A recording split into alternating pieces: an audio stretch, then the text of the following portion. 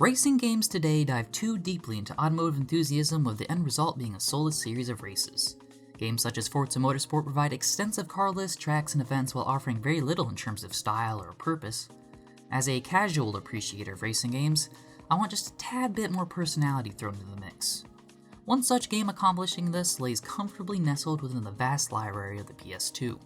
R-Racing Evolution manages to provide a fun set of races while maintaining its own unique identity.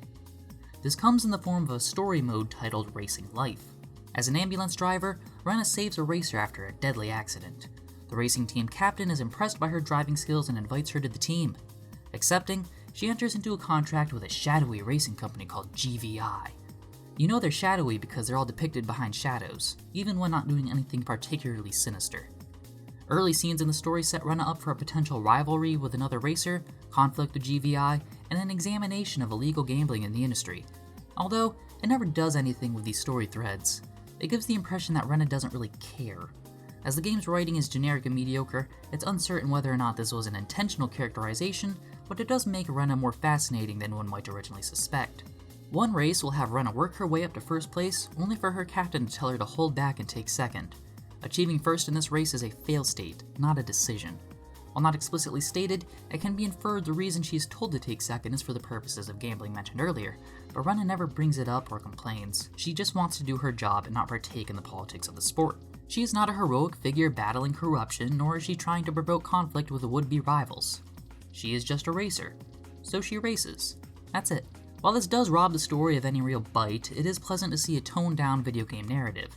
It stands in stark contrast to video games depicting world-shattering stakes. As Racing Life is the title of the mode, the intent is likely to tell a quaint story about the pressures of a racing career, while not necessarily waging war upon them. To this end, it's largely successful.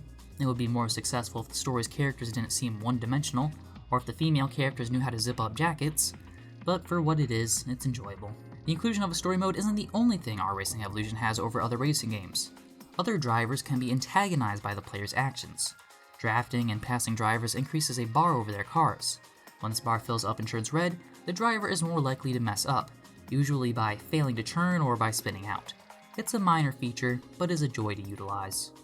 The drivers themselves will usually vent their frustrations at Rena after the player does this, which adds personality to what would otherwise be a bunch of lifeless cars. Furthermore, different drivers are more and less able to keep their cool while being pressured by the player. Some racers have huge frustration bars, while others are tiny.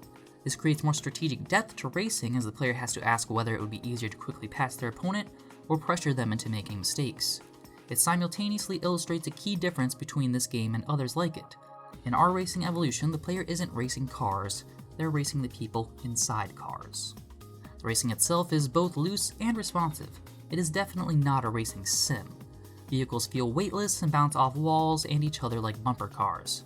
Off-track terrain doesn't slow cars down very much at all, and with no corner penalties, many tracks are open to heavy exploitation. Events range from ordinary races to rally and track racing. The loose nature of the cars makes the rally races a particular joy, as drifting around corners is nearly effortless. However, there aren't very many tracks to race on. In fact, there is only one supporting drag racing. Throughout the story and the events list, the tracks are heavily used and reused. It gets repetitive fast. After the completion of the story, there isn't much left to keep the player engaged. It's short and sweet, with intriguing ideas and many flaws. Its low-key story is refreshing, but it's the only thing the game has to stand on. Looks like we have some special visitors here in the pit. Things might get a little rowdy over the